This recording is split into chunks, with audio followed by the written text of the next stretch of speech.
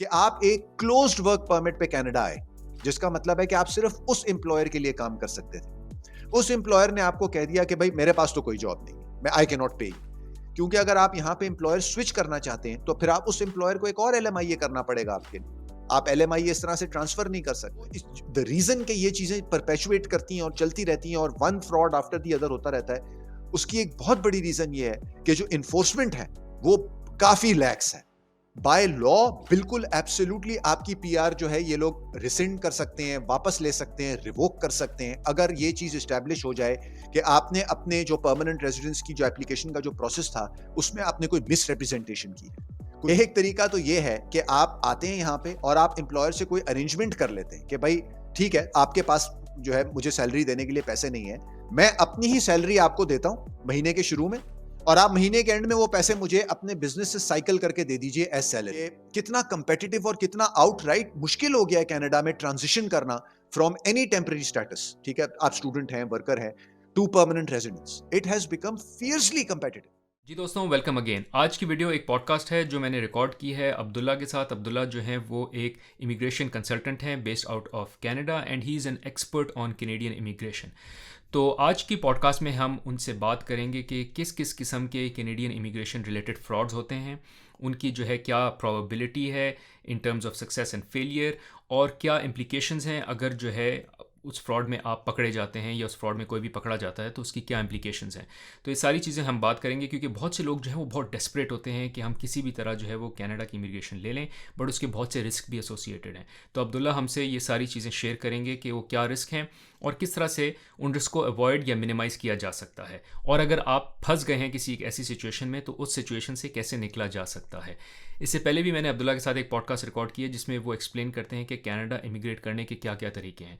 तो अगर आप बिल्कुल फ्रेश हैं और कनाडा इमिग्रेट करना चाह रहे हैं तो may be that podcast would be nice for you as well to get all the information. उसका लिंक मैं छोड़ दूंगा डिस्क्रिप्शन में इस वीडियो की, तो प्लीज़ उसको भी ज़रूर चेकआउट करें।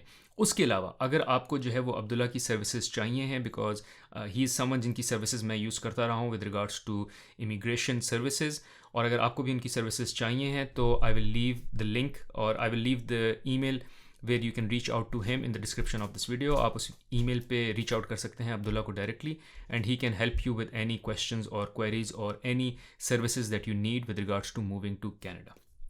अब पॉडकास्ट में जाने से पहले आपसे एक स्पेशल रिक्वेस्ट है, विच इज़ अगर इस वीडियो से आपको थोड़ा भी फ़ायदा हो तो लाइक का बटन ज़रूर दबाएं और मोर इंपॉर्टेंटली सब्सक्राइब ज़रूर करें अगर आपने अब तक इस चैनल को सब्सक्राइब नहीं किया। इस चैनल पे मैं और मेरी वाइफ बतूल जो है वो कंटेंट डालते हैं pertaining to how you can move to North America, और नॉर्थ अमेरिका में सेटल होने के क्या तरीके हैं। हमारा अपना एक्सपीरियंस रहा है coming from South Asia to Middle East to Canada and now from Canada to US. हम ये सारा एक्सपीरियंस आपसे शेयर करते हैं इस चैनल पर।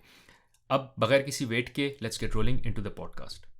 अच्छा Abdullah, thank you again for joining. तो आज जो है वो आपको मैंने इसलिए बुलाया है क्योंकि हम बात करेंगे on wages with regards to which लोग जो हैं वो इमिग्रेशन सिस्टम को चीट करते हैं।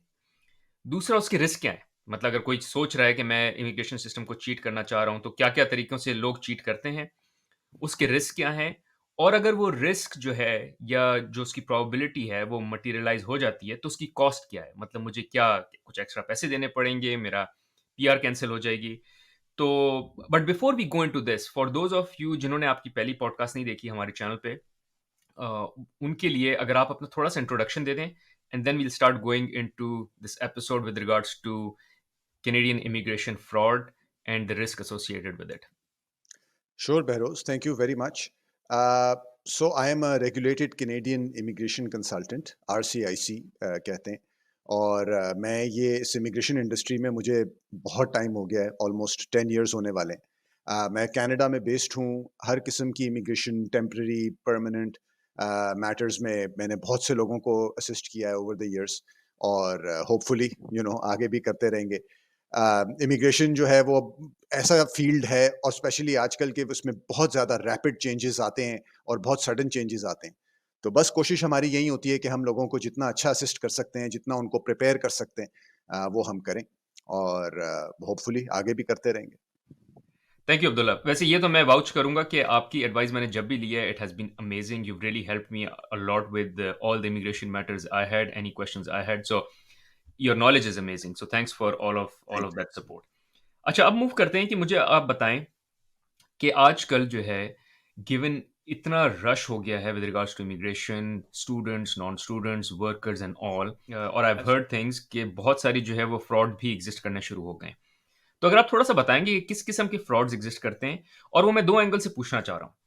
एक इस तरह से कि उसको अवॉइड कैसे किया जाए, बिकॉज बहुत से लोगों को नहीं पता कि ये वो जो जिसमें एंटर हो रहे हैं वो एक फ्रॉड है या वो एक चीटिंग है ऑफ द सिस्टम। और बहुत से लोगों जिनको पता है उनको एटलीस्ट हम ये बता सकें कि उसकी रिस्क क्या है, मतलब रिस्क कम भी हो सकता है, रिस्क ज्यादा भी हो सकता है। तो अगर कोई रिस्क लेना चाह रहा है तो based on the risk tolerance वो किस किस्म का रिस्क लें। तो अगर आप थोड़ा सा इस पे एलैबोरेट करेंगे, because I am sure you you come across these cases many times. Right. So Behroz again देखें, सबसे पहले तो हम ये इसको इस तरह से लेके चलें कि जहां भी किसी चीज की बहुत ज्यादा डिमांड होती है तो वहां उसकी सप्लाई जो है वो ऑटोमेटिकली जनरेट होनी शुरू हो जाती है, उन सर्विसेज की, उन प्रोडक्ट्स की। कैनेडियन इमिग्रेशन, और मैं सिर्फ कैनेडियन इमिग्रेशन स्पेसिफिक हम ऑब्वियसली ये बात कर रहे हैं, तो मैं वरना वैसे तो जनरली इमिग्रेशन इन जनरल, लोग तो बहुत सारे ऐसे होते हैं who are willing to go anywhere, right, कि हम बस हमें कहीं भी आप इमिग्रेट करा दें। लेकिन let's just limit ourselves to Canada, for the purpose of this podcast. तो कैनेडियन इमिग्रेशन ट्रेडिशनली बहुत एक इन डिमांड चीज रही है। उसकी डिमांड अब जाहिर बात है हम देखते हैं कि बहुत ज्यादा बढ़ गई है, लेकिन ओवर द डेकेड्स भी इसकी डिमांड रही है।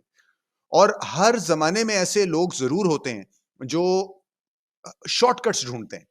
अब फॉर एग्जांपल, आज से आपने भी सुना होगा और आपके लिसनर्स ने भी जरूर सुना होगा कि यहाँ लोग आते थे और फिर यहाँ से निकल जाते थे, एक तरीके से।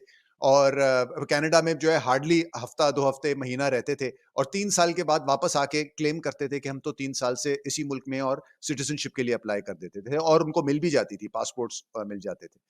ऐसे हंड्रेड्स नहीं है, थाउजेंड्स नहीं है, मेरे अपने एस्टिमेट के मुताबिक टेंस ऑफ थाउजेंड्स ऑफ लोग हैं ओवर द इयर्स जिन्होंने ऐसे कैनेडियन सिटीजनशिप ली हुई है।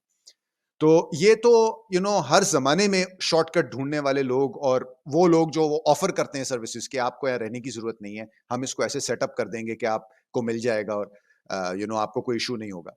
ये एक एग्जाम्पल है। बहुत सारी और एग्जाम्पल्स हैं जो आप और मुल्कों में भी सुनते हैं, अमेरिका में, इंग्लैंड में खास तौर पे, जहां पे जिन्हें शैम मैरिजेस कहा जाता है, कि लोग सिर्फ जो है वो ग्रीन कार्ड के लिए या किसी स्टेटस के लिए, परमानेंट रेजिडेंस के लिए कोई फेक मैरिज कर लेते हैं किसी के साथ। मैरिज ऑफ कन्वीनियंस कह लें, से शैम मैरिज कह लें। और वो जब आपका स्टेटस हो जाता है तो फिर आप अलग हो जाते हैं। ये भी एक तरह का फ्रॉड ही है, आप सिस्टम को गेम कर रहे हैं, आप सिस्टम को चीट कर रहे हैं, क्योंकि जेन्युइन रिलेशनशिप तो नहीं है। तो ये इन सम वे, शेप और फॉर्म, ये शॉर्टकट्स कह लें, इन्हें फ्रॉड कह लें, चीट्स कह लें, ये हर जमाने में एग्जिस्ट करते रहे। तो अब उनका थोड़ा सा जो है वो, उसमें कह लें एडिशन भी हो गई है चीजों में। एक चीज हम देखते हैं जिसे आप अगेन, आपके लिसनर्स ने बहुत आई एम श्योर सुना होगा, जिसे LMIA कहते हैं, labour market impact assessment. So very briefly, अगर कोई कैनेडियन एम्प्लॉयर किसी नॉन कैनेडियन को हायर करना चाहता है, यानी किसी ऐसे आदमी को जो कैनेडियन सिटीजन नहीं है, कैनेडियन परमानेंट रेजिडेंट नहीं है, from outside of Canada hire करना चाहता है, तो उस एम्प्लॉयर को एक ऑथराइजेशन लेनी पड़ती है यहाँ लोकल गवर्नमेंट से, जिसे LMIA कहते हैं, कि जी हमने यहाँ पे कोशिश की है रिक्रूट करने की, हमें नहीं मिल रहा कोई, that's why we need to hire this person from outside of Canada. अब ये आप इसको आप कह लें कि ये ओवर द इयर्स जो है, और स्पेशली रिसेंटली जो है, बहुत एक फेवरेट तरीका बन गया है लोगों को यहाँ लाने का, कह लीजिए, या उनको ये ऑफर करने का कि हम आपको LMIA अरेंज कर देंगे, और आप इसकी बेसिस पे यहाँ आ जाएंगे, आप वर्क परमिट आपको मिल जाएगा, and then hopefully that work permit will lead to permanent residence. तो कैनेडियन लॉ जो है वो फॉरबिड करता है कि आप किसी को कोई जॉब या LMIA सेल करें, बेचें आप। यानी you can not ask someone for money to arrange a job for them, कि जी मेरी जॉब मैं आपकी अरेंज कर रहा हूं, या मैं जॉब आपको दे रहा हूं और आप मुझे ये पैसे दें। ये इलीगल है। तो एनी टाइम आप कोई ऐसा इलीगल काम करते हैं तो मैं तो उसको यही कहूंगा कि स्कैम फ्रॉड कह लीजिए इसे, या you are gaming the system, you are cheating the system. अब इसमें जाहिर बात है हर किस्म के प्रोवाइडर्स हैं, इसमें स्कैम्स भी हैं, इसमें फ्रॉड भी है, इसमें जेन्युइन भी हैं लोग जो जेन्युइनली आपको LMIA अरेंज करके देते हैं, और फिर they ask you for tens of thousands of dollars, और लोग कर रहे हैं over the last several years, हमने देखा है। तो इसमें रिस्क्स भी हैं, इसमें बहुत सारी रिपरकशंस भी हैं, और बहुत आपको इसमें केयरफुल होना चाहिए। अव्वल तो आइडियली तो आपको कोई ऐसा काम करना ही नहीं चाहिए विच इज नॉट लीगल। जब आपको एक चीज पता है कि लीगल नहीं है, तो उस वो तो it will always come with risks, right. वो तो रिस्क फ्री तो नहीं हो सकता। लेकिन ये कि जस्ट ब्रीफली ये एक हिस्ट्री है, सॉर्ट ऑफ आप समझ लीजिए कि किस तरह से लोग इन द पास्ट करते रहे हैं गेम सिस्टम को, और अब किस तरह कर रहे हैं। अच्छा, एक इंपॉर्टेंट और क्विक कॉल आउट। अगर आप मेरी तरह ग्लोबली पैसे भेजते हैं, यानी कि Pakistan, India, Bangladesh, middle east, between Canada and US, तब ये ऐप जो है, जिसका लिंक मैं डिस्क्रिप्शन में छोड़ दूंगा इस वीडियो की, आपके लिए बहुत इंपॉर्टेंट है, क्योंकि इस ऐप को यूज़ करने से आपको ना सिर्फ बेस्ट रेट्स मिलेंगे, बल्कि आपका जो ट्रांसफ़र है वो बहुत इंस्टेंटली हो जाएगा। मैं इस ऐप को यूज़ करता हूँ to send money across different countries. आप भी यूज़ करें और इस बेनिफिट का फ़ायदा उठाएं। अगर आप ये लिंक यूज़ करेंगे, जो कि लिंक मैं इस वीडियो के डिस्क्रिप्शन में छोड़ूंगा, तब आपको इस लिंक को यूज़ करने से $10 से $20 का क्रेडिट भी मिलेगा। तो जल्दी से अपना अकाउंट खोलें और फ्यूचर ट्रांसफ़र के लिए इस ऐप को यूज़ करें। Thank you. आपने LMIA का जिक्र किया। आई नो समवन जिसने consultant who reached out to me, because मेरा, जस्ट फॉर बैकग्राउंड, मेरा एक साइड बिजनेस है on ecommerce other than YouTube, and the guy reached out to me saying कि आर यू एम्प्लॉइंग पीपल, और मैंने कहा नहीं, बट शायद at some time in future I may need an assistant जो कि मेरे यूट्यूब में भी हेल्प कर दे और plus with my e commerce business as well. And the guy said I can pay you for that. और it's then when I realise that there is something fishy here. Now मेरी कोई need नहीं थी, ना मैंने करना था कुछ ऐसा, बट आई रियलाइज कि ये जो है एग्जिस्ट करता है।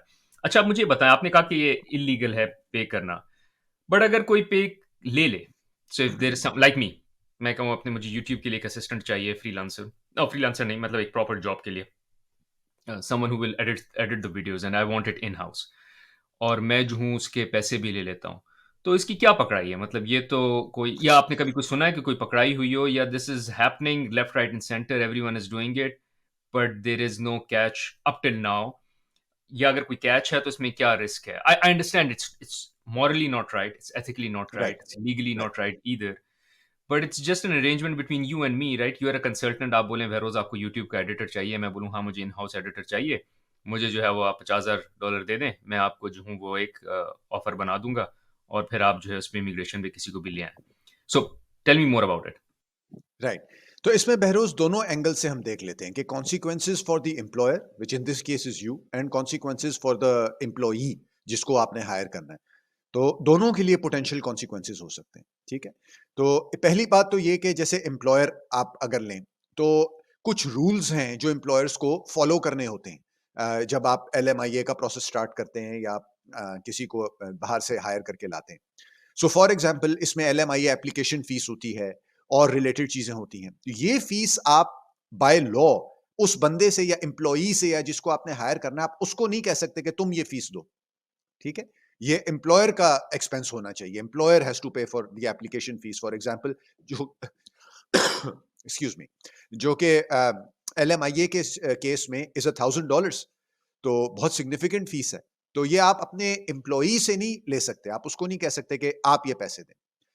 तो अगर ये समवेयर डाउन द रोड जो यहाँ पे इदारा है जो देखता है इसको, ESDC जिसे कहते हैं, अगर उनको ये पता चले कि आपने ये पैसे एम्प्लॉई से लिए हैं, या एम्प्लॉई को आपने कहा कि ये पैसे मुझे वापस करो, रीइंबर्स करो, तो वो आपके अगेंस्ट एक्शन ले सकते हैं। ठीक है। वो आपको फोरबिड कर सकते हैं कि आप आइंदा जो है कोई आप LMIA नहीं कर सकते, आप किसी एम्प्लॉई को नहीं ला सकते, और आपके ऊपर डिपेंडिंग ऑन के किस तरह से आपने क्या क्या चीजें वायलेट की हैं, कौन से रूल्स आपने जो है वायलेट किए हैं, तो आपके लिए भी रिपरकशंस हो सकते हैं। ठीक है। आपका तो चलें, आपने कहा कि एक बंदा या एक एम्प्लॉई आपने अगर इस तरह से ले आए, देयर आर एम्प्लॉयर्स हेयर जो कि मल्टीपल एम्प्लॉइज लेके आते हैं, लार्ज एम्प्लॉइज, बड़े एम्प्लॉइज हैं जो 10 at a time, 15 at a time, 20 at a time LMIS करते हैं। तो उनके लिए ऑब्वियसली फिर ज्यादा रिक्वायरमेंट्स हैं, ज्यादा उनका जो है वो उनको ड्यू डिलिजेंस होती है। तो ये रिपरकशंस जो हैं, ये एम्प्लॉयर के लिए भी हो सकते हैं और ये एम्प्लॉई के भी हो सकते हैं। ऑडिट्स हो सकते हैं। फॉर एग्जांपल, ESDC ऑडिट कर सकता है वर्क प्लेस का, ये देखने के लिए कि जो आपने कमिट किया है एप्लीकेशन में, जो कहा है कि ये एम्प्लॉई करेगा, ये हम उसको प्रोवाइड करेंगे, ये कुछ चीजें आपने जो अपनी एप्लीकेशन में कही हैं, क्या ये वाकई हो रही हैं, क्या ये ऐसा ही है? तो ये आपका ऑडिट भी हो सकता है। तो अगेन, अगर उस ऑडिट में कुछ ऐसा उनको लगा या ऐसा मिला, ऐसी कोई चीज जो जिससे ये जाहिर हो कि आप जो है कंप्लायंस में नहीं है, तो आपके लिए रिperकशंस हो सकते हैं एम्प्लॉयर के लिए, वो फाइन भी हो सकता है जैसे मैंने कहा, वो ये भी हो सकता है कि आपको बार कर दिया जाए कि आप आइंदा कोई टेम्परेरी वर्कर जो है वो स्पॉन्सर करें कनाडा में। तो मल्टीपल जो है एम्प्लॉयर के लिए रिperकशंस हो सकते हैं, उसका कॉन्सिक्वेंसेस हो सकते हैं। अब हम आ जाते हैं एम्प्लॉई के लिए, यानी अगर किसी ने ये पैसे आपको दिए हैं या किसी कंसल्टेंट को दिए हैं और ये एलएमआई अरेंज हुआ है और वो यहाँ पे कनाडा में वर्क परमिट पे आ जाते हैं। देखिए बहरोज, जो इस वक्त लैंडस्केप है ना, ये जो एलएमआईए होता है, इन 90% ऑफ द केसेस जो ये आपको अरेंज करके देते हैं, there is no actual job on the ground. ठीक है, कोई जॉब नहीं होती, क्योंकि आप कनाडा में जो आपका भी जाहिर बात है, आप भी देखते हैं, हम तो यहाँ रहते हैं, देख रहे हैं कि जो स्मॉल बिजनेस होता है और जो नो स्मॉल टू मीडियम जो बिजनेस यहाँ पे एग्जिस्ट करते हैं, उनके लिए हायरिंग करना जो है एक बहुत एक्सपेंसिव प्रोसेस होता है। या पेरोल पे रखना किसी को, उनको सैलरीज देना, उनके आपको पता है यहाँ पे कॉन्ट्रीब्यूशंस होते हैं जिन्हें पेंशन कॉन्ट्रीब्यूशंस हैं या एम्प्लॉयमेंट इंश्योरेंस कॉन्ट्रीब्यूशंस हैं जो एम्प्लॉयर्स को देने पड़ते हैं। It is very expensive to have an employee here in Canada.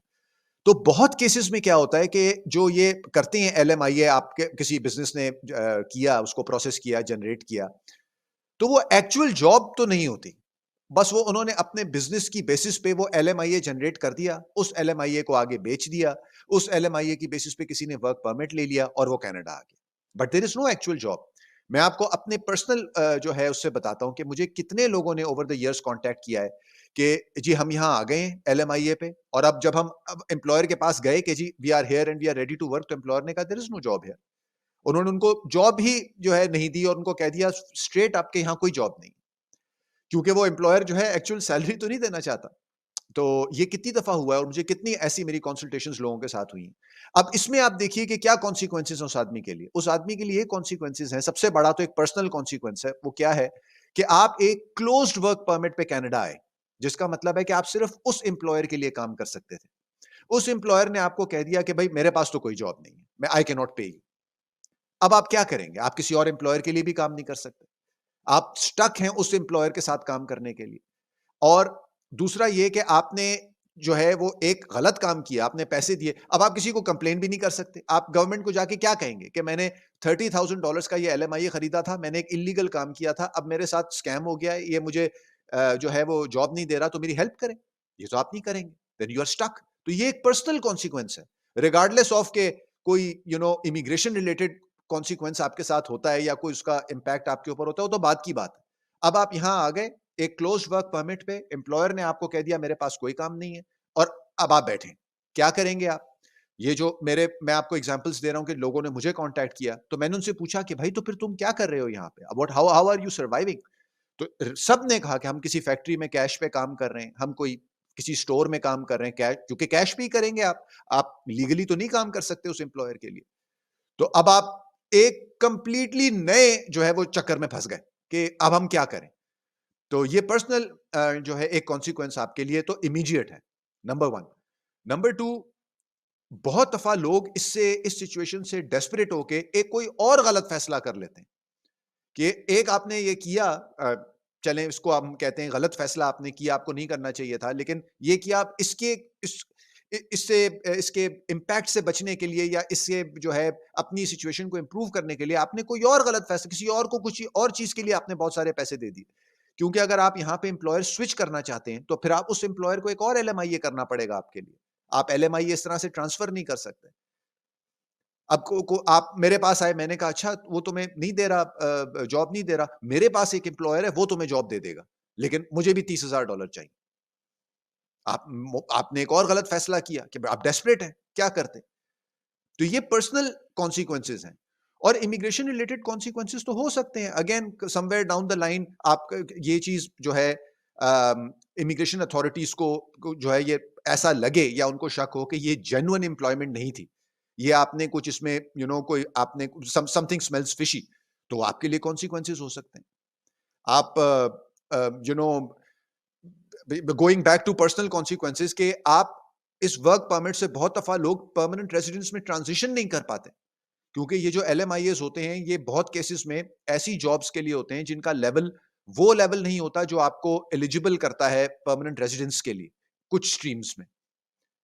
तो कॉन्सिक्वेंसेस तो बहुत हैं। और सबसे बड़ी इसमें बात ये है कि आप इसमें कोई कंप्लेन नहीं कर सकते, कोई किसी को कह नहीं सकते आप, क्योंकि आपने शुरू टू बिगिन विद एक ऐसा काम किया which you were not allowed to do. तो इसमें जो है बहुत बहुत इसमें कॉन्सिक्वेंसेस हो सकते हैं। अच्छा दोस्तों, एक quick break for an important call out. अगर आप जो है वो जानते हैं कि किताबें पढ़ने का बहुत फ़ायदा होता है और आप किताबें पढ़ना भी चाहते हैं पर आपके पास टाइम नहीं है या मोटिवेशन नहीं है, तो सबसे अच्छा सोल्यूशन है ऑडियो बुक्स। मैं ऑडियो बुक्स के लिए यूज़ करता हूँ ऑडिबल, जो मैं पिछले 10 से 12 साल से यूज़ कर रहा हूँ और मैं जो हूँ उससे बहुत ज़्यादा खुश हूँ और I found it very good and valuable. Now in case आप भी जो है वो ऑडिबल्स के साथ साइन अप करना चाहते हैं तो उनका लिंक मैं इस डिस्क्रिप्शन ऑफ दिस वीडियो में छोड़ दूंगा। वो लिंक यूज़ करने से आपको 1 महीने का फ्री ट्रायल मिलेगा और फ्री ट्रायल के साथ आपको 2 फ्री ऑडियो बुक्स भी मिलेंगी। फ़ायदा यह है कि आप ऑडियो बुक्स अपनी ड्राइव करते हुए, कम्यूट करते हुए, अपना वर्कआउट करते हुए कभी भी सुन सकते हैं और जो भी किताब है उससे आप फ़ायदा उठा सकते हैं in terms of gaining knowledge and developing your self. So I highly recommend कि अगर आप किताब पढ़ने का शौक रखते हैं या चाहते हैं कि किताबें पढ़ें लेकिन टाइम और एनर्जी नहीं रखते, तो ऑडियो बुक्स चेकआउट करें ऑन ऑडिबल। मैं उसका लिंक जो हूँ इस डिस्क्रिप्शन में छोड़ दूंगा इस वीडियो की। Now let's get rolling back into the video. ठीक है।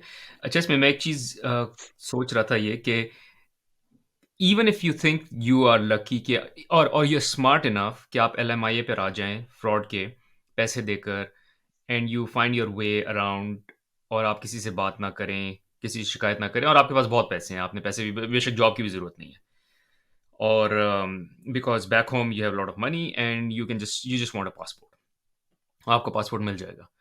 उसका चैलेंज मुझे एक और ये लगता है कि कल को फॉर इंस्टेंस मैं और आप दोनों आते हैं, ठीक है, मैं आता हूँ पाकिस्तान से, rich guy, I have no issues and you are not that rich. आप आके यहाँ स्ट्रगल करते हैं एलएमआईए की फ्रॉड पे और मुझे कोई फर्क नहीं पड़ता। बट आप चूंकि स्ट्रगल कर रहे हैं, आप फिर किसी को कांटेक्ट करते हैं या समथिंग और द अदर, आप पकड़े जाते हैं बिकॉज मे बी किसी ने आपकी शिकायत कर दी या आप बस बिल्कुल थक गए हैं और आपने कहा मुझसे नहीं हो रहा, and then you go to authorities और whatever happens, you get cot.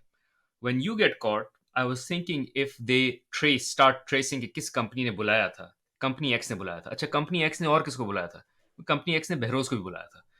तो अब्दुल्ला को तो पकड़ा ही पकड़ा, वो बहरोज जो आराम से रह रहा है अपने घर में, जो कोई शोर नहीं कर रहा, कोई नॉइज क्रिएट नहीं कर रहा, आपने कहा आप भी आ जाएं और आपकी अभी हम केस फिर से खोलेंगे and we will evaluate again. तो इसमें मुझे ये बताएं कि ऐसा हो सकता है कि अगर आपको पीआर मिल गई हो या बेशक नेशनैलिटी भी मिल गई हो और उसके बाद कोई केस खुले और उसमें रिस्क हो?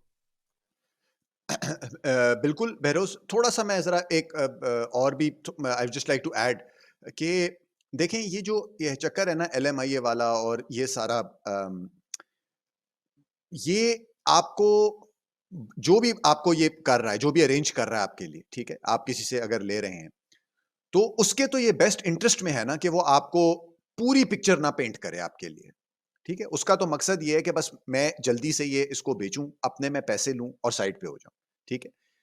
मैं going back to these examples, एक मुझे किसी ने कॉन्टैक्ट किया, this is about a few months ago, और एग्ज़ैक्टली यही सिचुएशन थी कि मैं यहाँ आ गया हूँ और मेरा एम्प्लॉयर मुझे जो है वो जॉब नहीं दे रहा और आई हैव नो मनी और मैं क्या करूँ? तो ख़ैर मैं उनसे मिला, मैंने उनसे डिस्कस किया कि भई मैं हमेशा जो है मैं स्टोरीज़ में बहुत इंटरेस्टेड होता हूँ कि मुझे शुरू से बताओ कि तुम्हें बंदा मिला कैसे? तुमने किस तरह से वो किया? तुमने कहाँ से पैसे कैसे दिए सारा? तो मुझे बहुत ये एक चीज़ फ़ैसिनेट करती है कि शुरू कैसे हुआ ये? तो उन्होंने मुझे वही एक टिपिकल स्टोरी कि एक कंसल्टेंट था, अनऑथराइज्ड अनलाइसेंस्ड कंसल्टेंट, यानी कोई जैसे मैं हम लोग तो रेगुलेटेड हैं, ये अनरेगुलेटेड या बिल्कुल से गोस्ट कंसल्टेंट्स कहते हैं हम। तो इनको कहीं ये मिला मिडल ईस्ट में और उसने इनको अरेंज करके दिया, ये यहाँ आ गए। एम्प्लॉयर ने कहा भई मेरे पास तो कोई जॉब नहीं है। तो ये जो है ही वाज़ स्ट्रगलिंग। तो इन्होंने मुझसे कहा कि मैं इसका यहाँ पे कंप्लेन अगर करूँ, एक यहाँ पे ऑप्शन होती है आपके पास कि आप अगर फॉर एग्जांपल कोई अब्यूसिव सिचुएशन है आपकी वर्क प्लेस में, अगर आप बाहर से आप फॉरेन वर्कर हैं, आप आए हैं, कोई अब्यूसिव सिचुएशन है वर्क प्लेस पे या आपको एम्प्लॉयर जो है वो वेजेस नहीं दे रहा या कोई ऐसी सिचुएशन है जहाँ जो वायलेट कर रहा है वो अपने उसको जो रूल्स हैं और जो रेगुलेशंस हैं, तो आप गवर्नमेंट से रिक्वेस्ट कर सकते हैं कि मुझे एक ओपन वर्क परमिट दे दिया जाए। क्योंकि ये जो है यहाँ पे सिचुएशन इज़ अब्यूसिव या मुझे पैसे नहीं मिल रहे या मुझे वो कह रहे हैं कि 80 आवर्स अ वीक काम करो। तो वो उसने मुझे कहा कि मैं ये करना चाहता हूँ। तो आप कर तो सकते हैं, तो लेकिन ये कि वो आपको काफ़ी सारा उसके साथ प्रूफ देना पड़ता है, एविडेंस देना पड़ता है कि क्या है और क्या नहीं है। क्या गवर्नमेंट जो है फिर वो उस एम्प्लॉयर के पीछे जाएगी, उसका ऑडिट करेगी? क्या ये देखेगी कि उस एम्प्लॉयर ने और कितने वर्कर बुलाए हैं, उनको किस तरह से किया है? इट्स पॉसिबल, बिल्कुल हो सकता है। लेकिन unfortunately before we move on to answer your question, मैं ये जरूर कहूंगा यहाँ पे कि ओवर द इयर्स 8-10 साल तो मुझे हो गए हैं इस इंडस्ट्री में, और उससे पहले भी हम सुनते हैं कि यहाँ पे कनाडा में जो ये वाला है ना, कि वो जो इन्फोर्समेंट है लॉ की, वो जरा काफी लैक्स है। देखें आप, इतने सालों से लोग यहाँ पे वो सिटीजनशिप वाला काम करते रहे कि आए, ड्राइव करके अमेरिका चले गए, अमेरिका से वापस चले गए, 3 साल बाद आए और उन्होंने कहा जी हम तो इधर ही थे 3 साल और सिटीजनशिप ले ली। अब ये कैसे पॉसिबल है कि इतने अरसे तक ये चीज चलती रही? तो कनाडा में ये जरा इस द रीजन के ये चीजें परपेचुएट करती हैं और चलती रहती हैं और one fraud after the other होता रहता है, उसकी एक बहुत बड़ी रीजन ये है कि जो इन्फोर्समेंट है वो काफी लैक्स है, वो नहीं है जो होनी चाहिए। सबको पता है कि ये काम हो रहा है, एलएमआईएस लोग खरीद रहे हैं, यहाँ आ रहे हैं, आपको पता है, मुझे पता है, जो बाहर लोग बैठे हैं जो खरीदना चाह रहे हैं उनको पता है, तो गवर्नमेंट को नहीं पता क्या? लेकिन वो क्या हमने देखा पिछले 3 साल में, 4 साल में, 5 साल में कि कोई ऐसा एक्शन लिया गया हो कि ये चीज जो है वो इसको इसके ऊपर उन्होंने क्लैंप डाउन किया हो? कुछ हमने ऐसा नहीं देखा। ठीक है, एवरी नाउ एंड देन हम सुनते हैं कि ऑडिट हुआ, वहां पे जो है वो उन्होंने किसी की वर्क प्लेस पे चले गए, किसी कंसल्टेंट को उन्होंने जो है उसका लाइसेंस ले लिया, कोई प्रोसीडिंग हुई, एवरी नाउ एंड देन हम सुनते हैं। लेकिन अभी भी वो नहीं है लेवल इन्फोर्समेंट का कह लीजिए, या डिटरेंस का, कि डिटर किया जाए लोगों को कुछ ऐसा एक्शन लेके, वो हम अभी भी नहीं देखते। तो इससे लोग इनकरेज होते हैं कि करके देखते हैं यार, हो जाएगा। तो ये जस्ट मैं I just wanted to add this to what I was saying previously.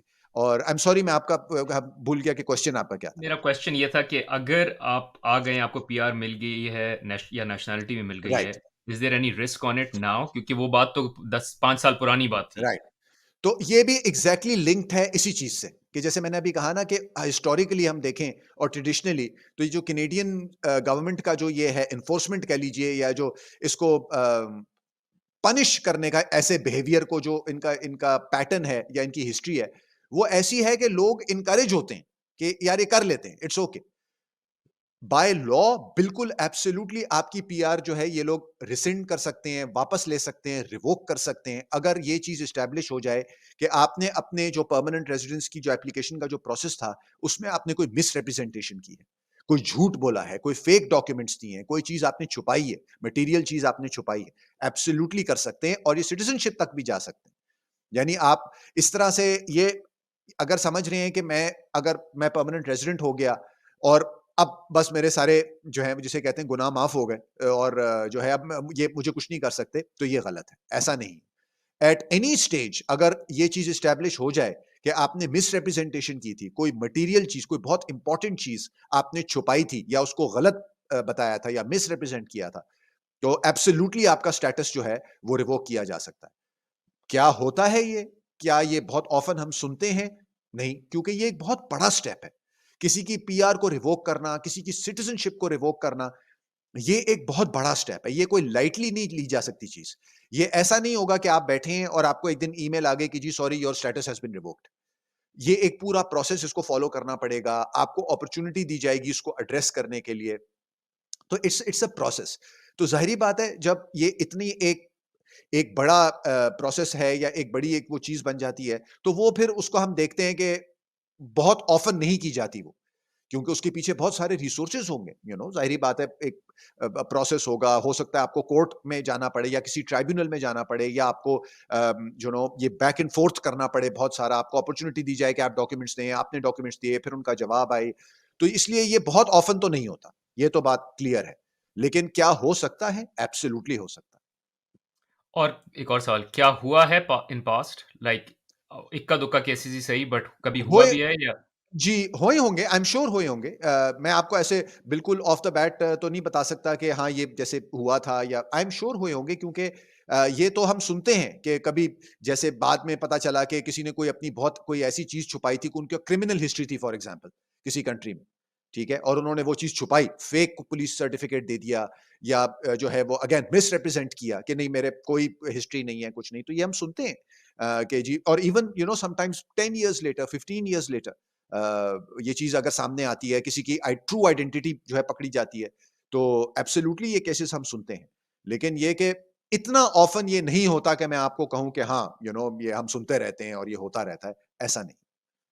ठीक है। लेकिन हो अच्छा आप मुझे ज़रूर बता सकता है। हाँ, सही। अच्छा आप मुझे बताएँ कि लेट्स से मैं फ्रॉड के चक्कर में एलएमआईए पर आ गया हूँ यहाँ और मेरे पास यहाँ जॉब जी। नहीं है। So what are the options do I have for me to get my pathway to PR and also survive with the job and also एक उस सब को सैल्वेज करने की क्या ऑप्शंस है मेरे पास? उस सिचुएशन को? बहरोज़ अगर आप यहाँ आए हैं और आपने जैसे एलएमआईए आपने किसी से लिया, ठीक है? आप यहाँ आए, आपने वर्क परमिट पे आप यहाँ आ गए और उस एम्प्लॉयर ने कह दिया कि भई मेरे पास तो कोई जॉब नहीं, ठीक है? तो अब ये 2 तरीकों से लोग जो है इसको लेके चलते हैं। एक तरीका तो ये है कि आप आते हैं यहाँ पे और आप एम्प्लॉयर से कोई अरेंजमेंट कर लेते हैं कि भाई ठीक है, आपके पास जो है मुझे सैलरी देने के लिए पैसे नहीं है। मैं अपनी ही सैलरी आपको देता हूँ महीने के शुरू में और आप महीने के एंड में वो पैसे मुझे अपने बिज़नेस से साइकिल करके दे दीजिए एज़ सैलरी। ताकि मेरी जो है वो डॉक्यूमेंटेशन पूरी होती रहे। ठीक है? मैं टैक्स दूँ, मेरी जो है ये जो पे स्लिप है वो जनरेट हो, जो जिसे T4 हम यहाँ कहते हैं, जो एम्प्लॉयर एक जो है टैक्स के लिए आपको स्लिप देता है एंड में, जिससे ये ज़ाहिर होता है कि आपने उस एम्प्लॉयर के लिए काम किया है।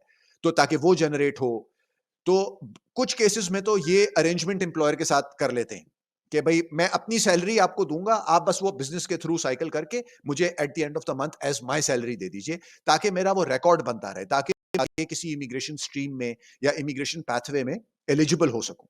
क्योंकि ज़ाहिर-सी बात है उन पाथवेज़ की ये रिक्वायरमेंट होती है कि भई आपने कनाडा में 1 साल काम किया हो, for example Canada experience class है। तो उसकी रिक्वायरमेंट ये है कि 1 साल का आपका कैनेडियन एक्सपीरियंस होना चाहिए, ठीक है? तो वो अब आपने पूरा तो करना है, दिखाना है किसी तरह। तो आपने एम्प्लॉयर से ये अरेंज कर लिया कि भई I will give you my मैं आपको $10 दूँगा $10 दूँगा at the beginning of the month. वो $10 आप अपने बिज़नेस के थ्रू करके मुझे एज़ माय सैलरी दे दीजिए eight the end of the month.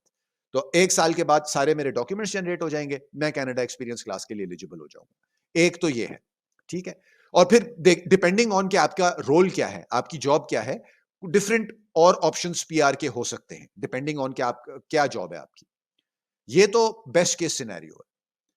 Worst case scenario ये है कि आप यहाँ आए, आपके एम्प्लॉयर ने आपको जो है कह दिया कि मेरे पास कोई जॉब नहीं है और बेसिकली आपको आपसे कोई वो कोऑपरेट करने के लिए तैयार नहीं है, कुछ नहीं है। उस वक़्त आप ये देखेंगे कि जिसने एलएमआई अरेंज किया वो भी आपके ईमेल्स के जवाब नहीं दे रहा, मैसेज के जवाब नहीं दे रहा, एम्प्लॉयर भी आपके मैसेज के जवाब नहीं दे रहा and you are on your own, ठीक है? तो फिर आप एक एटीएम बन गए हैं, जिसमें से लोग आके कैश निकालते रहेंगे, ठीक है? कोई और आके आपको कोई चीज़ बेचेगा, कोई और आके क्योंकि आप डेस्परेट हैं और आपके पास कोई ऑप्शंस नहीं है, आप काम तो कर ही नहीं सकते किसी और एम्प्लॉयर के लिए, ठीक है? तो यानी अगर आपको किसी और एम्प्लॉयर के लिए लीगली काम करना है, तो आपको एक और एलएमआईए चाहिए। आपके पास 2 ऑप्शंस हैं, या तो आप कनाडा छोड़ दीजिए, वापस चले जाएँ, या आप यहाँ पे किसी तरह जो है सर्वाइव करें और वो सर्वाइव आप उस तरह तो कर नहीं सकते जैसे आप कह लीजिए कि किसी और एम्प्लॉयर के पास आप चले गए। फिर आप क्या करेंगे? फिर आप कैश पे काम करेंगे कहीं इधर-उधर जस्ट टू सर्वाइव क्योंकि किसी भी जगह पे कनाडा तो चलें वैसे ही बहुत एक्सपेंसिव जगह है, किसी भी जगह पे इनकम के बगैर तो आप सर्वाइव नहीं कर सकते। कितना कर लेंगे? अ फ्यू मंथ्स 2, 3, 4, 5 महीने? फिर क्या करेंगे आप? तो फिर लोग कुछ और आप जैसे मैंने आपसे कहा कोई और आ जाएगा आपको कोई और एलएमआईए बेचने के लिए। कोई आपको आके कहेगा कि भई आप कोई और ऑप्शन देख लें, कोई किसी और प्रोविंस में ये कर लें, कोई और प्रोग्राम है। आप एक एटीएम हैं और सबको सिर्फ ये नज़र आ रहा है कि मैं इससे जितने पैसे बना सकता हूँ, मैं बना लूँ। तो कोई इसी तरह का ही ऑप्शन आप देखेंगे। अच्छा, ये मुझे बताएँ कि ये सिचुएशन कब तक चलेगी? अब मैं आ गया हूँ एलएमआईए पर और अब मैं एटीएम भी बन गया हूँ और मैं कैश पे जी। काम कर रहा हूँ। But for how long do I need to operate this way for me to get a path जहाँ मैं पीआर ले सकता हूँ, जॉब कर सकता हूँ, स्विच कर सकता हूँ एंड ऑल? मतलब अगर मैं हो गई मुझसे मिस्टेक। अब आई वांट टू जी। नो कि ऑप्शन तो यही है कि मैं वापस चला जाऊँ या मैं यहीं रहूँ and if I decide to stay here, how long do I need to survive before I can have a normal life? So Behroz that depends कि आपका आपका आप सॉल्यूशन क्या ढूँढते हैं, ठीक है? आप अपनी सिचुएशन का क्या सॉल्यूशन ढूँढते हैं? क्योंकि आजकल की हम बात करते हैं चलें एज़ ऑफ टुडे अब हम ये ऑलमोस्ट एंड ऑफ जून 2024 में बात कर रहे हैं, ठीक है? इस वक़्त तो पीआर जो है इज़ रिडिक्युलसली डिफिकल्ट कनाडा में, ठीक है? आप आई एम श्योर आपके ऑडियंस जो है वो भी देखती होगी न्यूज़ और देखते होंगे, पढ़ते होंगे, सुनते होंगे कि कितना कॉम्पिटिटिव और कितना आउटराइट मुश्किल हो गया है कनाडा में ट्रांज़िशन करना फ्रॉम एनी टेम्पररी स्टेटस, ठीक है, आप स्टूडेंट हैं, वर्कर हैं, to permanent residence, it has become fiercely competitive. जिसे हम कट ऑफ स्कोर कहते हैं, जो एक्सप्रेस एंट्री में होता है, वो 500s में, ठीक है। और जो दूसरी प्रोविंशियल प्रोग्राम्स भी हैं, वो भी सिलेक्टिव हो गए कि हमने किसको इनवाइट करना है, किसको नहीं करना है। यहाँ पे मिलियन से ऊपर इंटरनेशनल स्टूडेंट्स हैं, जो सब ये सोच के बैठे हैं कि हम अपने इससे टेम्पररी स्टेटस से एक टाइम पे परमानेंट रेजिडेंस में ट्रांजिशन कर जाएंगे। और इतना तो कैपेसिटी नहीं है, इतना तो कोटा, इतने तो नंबर्स नहीं है, इतनी स्पेस तो नहीं है कि सब ट्रांजिशन कर सके। तो ये बहुत ज्यादा कंपेटिटिव हो गया है। तो अब अगर कोई बंदा यहाँ ऐसी सिचुएशन में है कि आप फंस गए, आपका एम्प्लॉयर आपसे कोऑपरेट नहीं कर रहा, आप यहाँ, तो कितना टाइम आपको लगेगा पीआर में ट्रांजिशन करना, ये तो टोटली डिपेंड करता है कि आप करते क्या हैं, आप किस तरह अपनी सिचुएशन को रेक्टिफाई करते हैं, आप सोल्यूशन क्या ढूंढते हैं।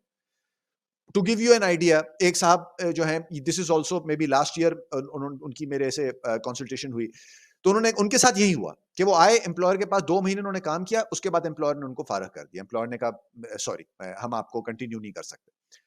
उन्होंने 1-2 महीने तो किसी और एम्प्लॉयर को ढूंढने की कोशिश की, एलएमआईए ढूंढने की कोशिश की, नहीं उनको मिला। मुश्किल हो रही थी उन्हें, कनाडा वो छोड़ना नहीं चाहते थे। तो उन्होंने क्या सोल्यूशन ढूंढा कि उन्होंने यहाँ शादी कर ली। तो उन्होंने जो ये एक जो है एज ओल्ड सॉल्यूशन है, ये हम सुनते हैं हर जगह अमेरिका में इधर-उधर, उन्होंने शादी कर ली। अब ठीक है, ये एक सॉल्यूशन था और उनको इन टाइम जो भी प्रोसेसिंग टाइम है, साल, 12 महीने जो भी है, उसमें उनका हो जाएगा, उनको मिल जाएगी, उनको परमानेंट रेजिडेंस मिल जाएगी। अब ये सॉल्यूशन क्या सबके लिए एप्लीकेबल है? सब इसको देख सकते हैं? नहीं, तो ये डिपेंड करता है कि आप क्या सॉल्यूशन ढूँढते हैं। कुछ लोग हैं, जो यहाँ पे वाक़ई जेन्युइन एलएमआईएस पे आते हैं, ठीक है? जेन्युइनली आप आए, जेन्युइन आप जॉब कर रहे थे और कोई जेन्युइन ऐसी सिचुएशन हो गई कि employer had to let you go, ठीक है? कोई एम्प्लॉयर की सिचुएशन चेंज हो गई और कुछ ऐसा हो गया, तो the employer had to let you go. तो अगर आप जेन्युइन उसमें हैं, कोई आप किसी ट्रेड्स में थे या कोई स्पेशलाइज़्ड चीज़ में थे, तो आपको लाइकली है कि कोई और एम्प्लॉयर एलएमआईए कर देगा, ठीक है? अगर आपकी कुछ इन डिमांड कोई ऑक्यूपेशन है या कोई आपके पास वाक़ई लेजिटिमेट जेन्युइन आपके पास स्किल्स हैं, तो कोई एम्प्लॉयर, ठीक है, उसमें टाइम लग सकता है, लेकिन कोई और एम्प्लॉयर हो सकता है आपको एलएमआईए कर दे। तो कितना टाइम आपको फिर लगेगा अपनी सिचुएशन को जो है ठीक करने में, उसको रेक्टिफाई करने में और पीआर लेने में, ये तो टोटली डिपेंड्स कि आप उसके बाद करते क्या हैं।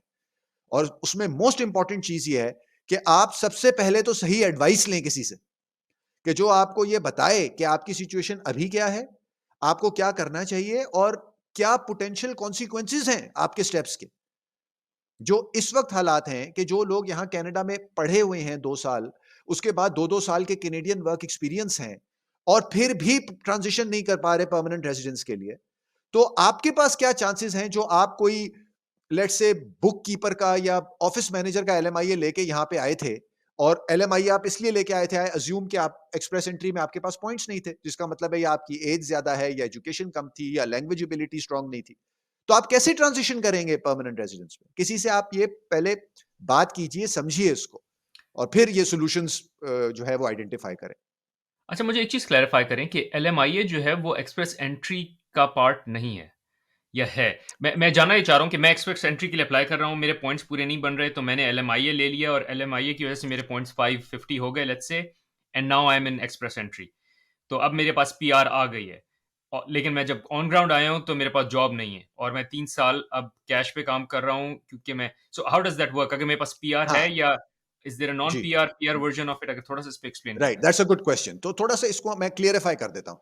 देखिए, एलएमआईए जो है ना, वो आपको इस तरह से हेल्प करता है कि एक्सप्रेस एंट्री में आपको 50 पॉइंट्स मिल जाते हैं। अगर आपके पास एक एलएमआईए बेस्ड जॉब ऑफर कनाडा में है, तो आपको 50 एक्स्ट्रा पॉइंट्स आप क्लेम कर सकते हैं एक्सप्रेस एंट्री में। कुछ लोगों के लिए वही ढूंढ रहे होते हैं, उनको वो 50 पॉइंट्स वो शॉर्ट होते हैं, ठीक है? लेट्स से इस वक्त कट ऑफ स्कोर 520 है, ठीक है?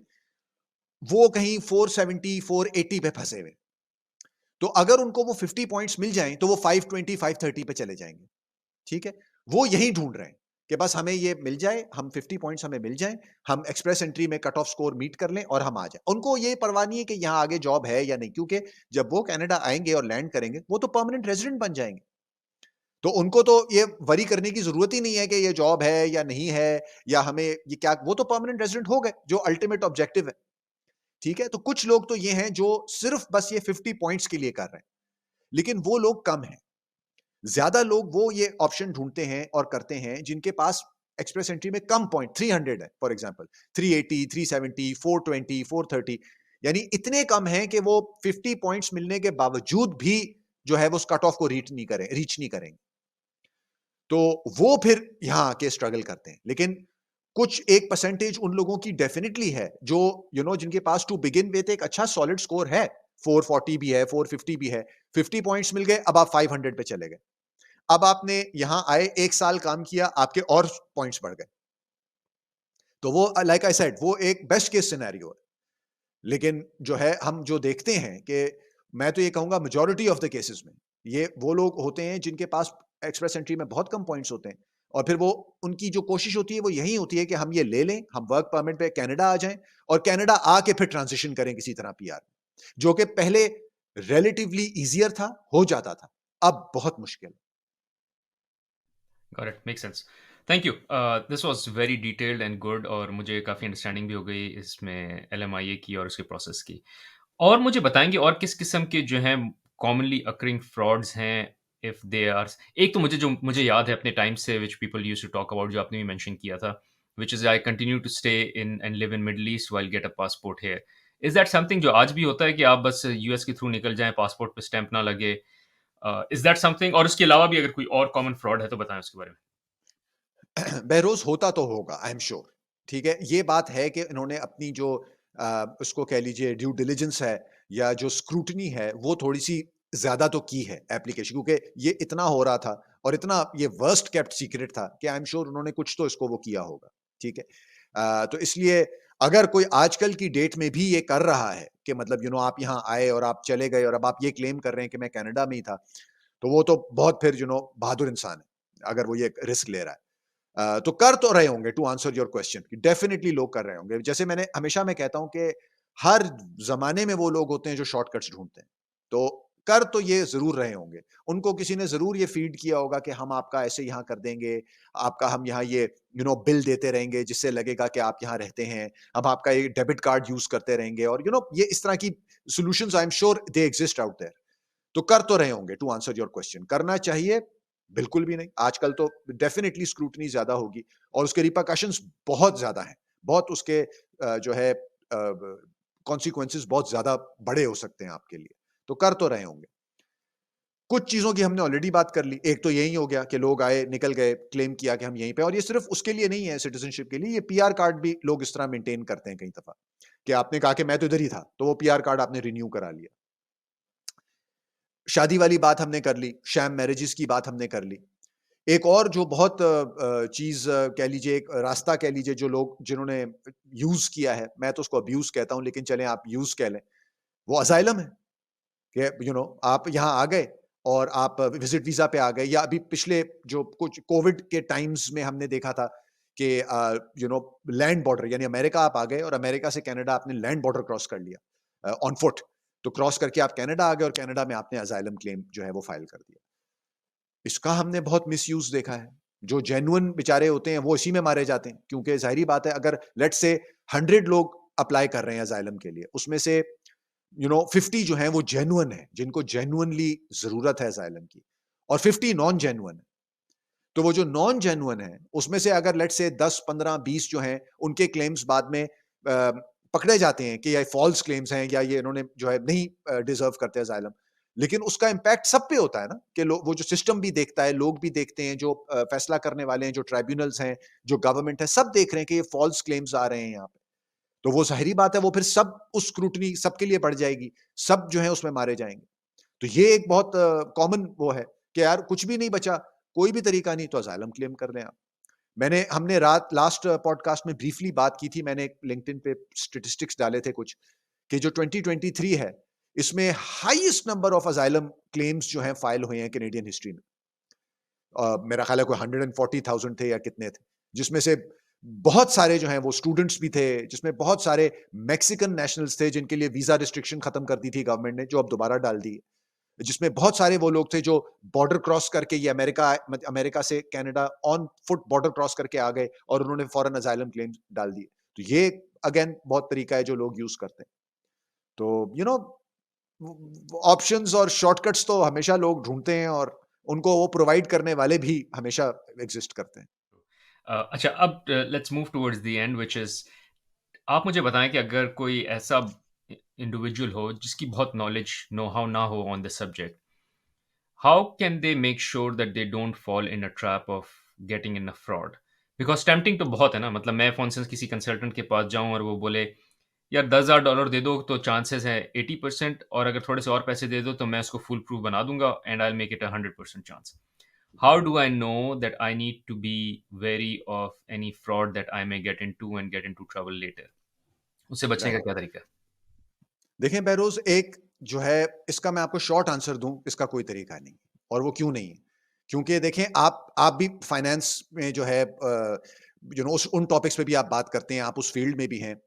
आप देखते रहते हैं कि कितने ये फाइनेंशियल स्कैम्स एवरी डे जो है आते हैं, एक्सपोज होते हैं।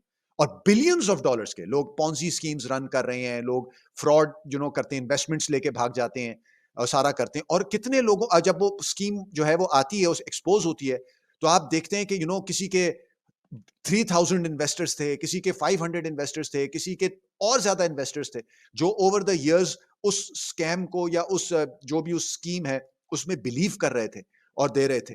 कुछ अरसा पहले आपने वो जरूर सुना होगा, जो थेरानोस है, एलिजाबेथ होम्स हैं, जिन्होंने मल्टी बिलियन डॉलर जो है वो ऑलमोस्ट एक पॉन्जी स्कीम थी, उनके पास वो प्रोडक्ट डेवलप ही नहीं हुआ था जिसकी बेसिस पे या जिसको वो दिखा के बड़े बड़े इन्वेस्टर से, इंस्टीट्यूशनल इन्वेस्टर से टेन्स और हंड्रेड्स ऑफ मिलियन इन्वेस्टमेंट ले रही थी। तो जब वो इंस्टीट्यूशनल इन्वेस्टर्स, इतने सैवी इन्वेस्टर्स अपने आप को सेफ गार्ड नहीं कर सकते, और उन्होंने जो है वो कॉट अप हो गए इन स्कैम्स में और इन सब चीजों में, तो एक इंडिविजुअल जो कहीं मिडिल ईस्ट में या इंडिया में या पाकिस्तान में बैठा है, जिसको टू बिगिन विथ ही इतनी नॉलेज नहीं है, वो कैसे अपने आप को 100% सेफ गार्ड कर सकता है? नहीं कर सकता। ठीक है? तो ये तो आप ऐसा तो कोई वो नहीं है जो सिचुएशन कह लीजिए या ऐसी स्टेप्स ले लीजिए जो मैं ये कह सकूं कि दिया आपने 1 2 3 स्टेप्स कर लिए तो आपके साथ फ्रॉड नहीं हो सकता। ये तो कभी भी नहीं हो सकता। आप क्या कर सकते हैं कि बिल्कुल इसको बेसिक उस पे ले आइए। वो कहते हैं ना, if it sounds too good to be true it probably is, right? कि अगर कोई चीज आपको बहुत इजीली, को यार बस आप ये 10,000 दे दें, आपको ये यहां मिल जाएगा वर्क परमिट, आप कनाडा में लैंड करेंगे, अगले दिन आपको पीआर मिल जाएगी और उसके 4 दिन बाद आपको पासपोर्ट मिल जाएगा। तो आप ये खुद सोचें कि यार ये इतना आसान हो सकता है? क्या इतना ही आसान है? कि अगर ये इतना आसान है तो ये सब क्यों नहीं कर रहे? ये ऐसी सीक्रेट चीज क्यों है कि सिर्फ मुझे जो है ऑफर की जा रही है और मैं कर लूं? तो कुछ तो कॉमन सेंस है, और कुछ ये है कि आपको ये ड्यू डिलिजेंस अपनी करनी चाहिए कि मैं किससे बात कर रहा हूं, मुझे ये एडवाइस कौन दे रहा है, क्या ये जो बंदा मुझे एडवाइस दे रहा है इसका कोई पोटेंशियल इसमें फायदा है या कोई कॉन्फ्लिक्ट ऑफ इंटरेस्ट तो नहीं है, या क्या, ये आपको फैसला करना है। कि अगर कोई बंदा मुझे आके ये एडवाइस दे रहा है कि यार आप मुझे आज ₹5 दें, $5 दें, मैं कल आपको $100 वापस करूंगा, मेरे पास ऐसी इन्वेस्टमेंट स्कीम। तो आप ये नहीं सोचेंगे कि यार अगर ऐसी होती तो मतलब ये मुझे क्यों ऑफर कर रहा होता, ये खुद क्यों नहीं बिलियंस बना लिए इसने, मेरे से पैसे क्यों मांग रहा है? तो एट सम लेवल तो ये आपकी कॉमन सेंस और आपके उस पे आ जाता है कि आपको क्या लगता है कि जो आपको ऑफर की जा रही है चीज वो हो सकती है या नहीं हो सकती। उसके बाद एट मिनिमम एट मिनिमम किसी रेगुलेटेड कंसल्टेंट से या लॉयर से आप एक कंसल्टेशन कीजिए और उससे ये डिस्कस करें कि भाई ये मुझे कहा जा रहा है, आप मुझे जरा इसको ब्रेक डाउन करके बताएं कि ये सही है, गलत है, इलीगल है, इसके कॉन्सिक्वेंसेस क्या हो सकते हैं, आप ये मुझे बताएं। क्योंकि अब आप एक अगर लाइसेंस उसके पास जाते हैं, जैसे मेरे से लोग आते हैं कहते हैं, तो मैं उनको लिख के एक एडवाइस देता हूं कि भाई ये मैं तुम्हें लिख के दे रहा हूं, ताकि कल को अगर आप कोई इसको वो करना चाहें कि भाई मुझे तो इसने ये कहा था, तो आपके पास भी प्रूफ है कि इसने मुझे लिख के दिया हुआ है। तो अब ये ड्यू डिलिजेंस ही कर रहा है ना वो आदमी, मतलब क्या मैंने उसको 100% फ्रॉड से बचा लिया? नहीं। लेकिन आपने, अगर गॉड फॉरबिड आपके साथ कोई चीज हो जाती है बाद में, तो आप कम से कम ये तो अपने आप को कह सकते हैं ना कि यार मैं जो कुछ उस वक्त कर सकता था अपने आप को प्रोटेक्ट करने के लिए, एटलीस्ट मैंने किया था। तो यही आप कर सकते हैं, वरना तो अब अगर ऐसा कुछ होता कि आप 100% अपने आप को फ्रॉड प्रूफ कर लें, तो किसी के साथ जो है वो फ्रॉड ना होता, चाहे वो फाइनेंशियल स्कैम्स हैं, चाहे वो इमिग्रेशन स्कैम्स हैं। सही कह रहे हैं, आई कंप्लीटली एग्री। एंड आपने अच्छा फाइनेंशियल स्कैम्स की बात की, मैं भी थोड़ी देर पहले कुछ सर्च ही कर रहा था। वो जो क्रिप्टो करेंसी का FTX का फ्रॉड हुआ था, I follow a couple of investors, Kevin ओलेरी type जो शार्क टैंक वाला है, जी। उसने अच्छी खासी इन्वेस्टमेंट्स उसमें की हुई थी। So even if big guys like those can make a mistake, तो हमारी तो हम तो फिर उनकी तो मतलब डे जॉब है ये सब करना। Anyways, thank you. Abdullah, thanks for coming in once again and sharing the wonderful knowledge. कोई लास्ट पार्टिंग वर्ड्स या कोई चीज़ हमने मिस कर दी हो या कोई advice to the listeners, please share that. And again thank you for coming in. Advice Behroz मैं सिर्फ ये सबको देना चाहता हूं कि जो है ना, एक चीज आप अपने माइंड से निकाल दें कि कोई भी जगह परफेक्ट है। ठीक है? बहुत सारे लोग पता नहीं क्यों ये अपने माइंड में लेके बैठे हुए हैं कि कनाडा जो है बस वो हम आ गए तो हमारे सारे प्रॉब्लम्स सॉल्व हो गए, हमारे सारे मसले हल हो गए and life will be just amazing. और ये जो मिराज है, ये जो एक आपके माइंड में परसेप्शन है ना, ये आपको पुश करता है to take steps which maybe you should not be taking.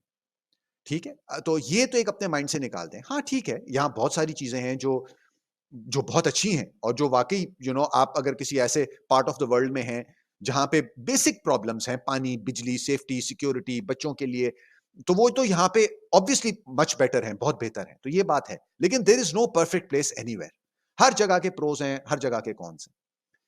तो ये मत समझिए कि बस ये हो गया, हम कनाडा आ गए, तो हमारे सारे प्रॉब्लम हल हो गए और बस हमें बस किसी तरह कनाडा आना है, क्योंकि वो आपको ये थिंकिंग जो है, ये आपको फोर्स करेगी गलत स्टेप्स उठाने पे। डेस्परेशन ये आपके अंदर जो है वो इंट्रोड्यूस करती है कि बस यार हमें तो एट ऑल कॉस्ट ये करना है क्योंकि ये सॉल्यूशन है। हम यहाँ आ जाएँगे तो सब चीज़ें ठीक हो जाएँगी। तो एक तो नंबर 1 ये है। दूसरा ये कि जैसे मैंने अभी हमने बात की कि आप सही बंदे से आप ज़रूर बात करें पहले। कई दफ़ा लोग मुझे कॉन्टैक्ट करते हैं और मैं उनको कहता हूँ कि भई मेरी एक कंसल्टेशन फीस है। ठीक है? ज़ाहिर-सी बात है, मैं किसी से मैं सारा दिन लोगों से अगर बगैर जो है फीस लिए बात करना शुरू कर दूँ तो फिर मेरे पास तो टाइम ही नहीं होगा। तो वो कहते हैं कि नहीं जी, ये कंसल्टेशन फीस हमने नहीं देनी।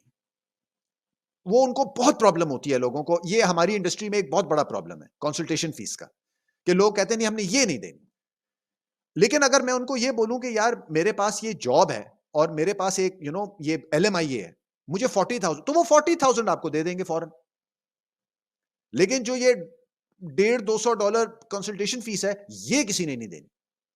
ये 150-200 डॉलर जो हैं आपको एक बहुत बड़े इश्यूज से, प्रॉब्लम से, फाइनेंशियल उससे यानी स्कैम से बचा सकते हैं अगर आप सही बंदे से बात कर रहे हैं।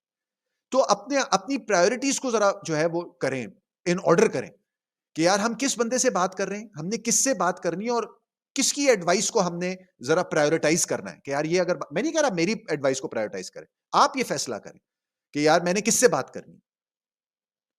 और फिर जो है हाँ, फिर अपना जो है माइंड मेकअप करें और नेक्स्ट स्टेप्स जो है अपने सोचें।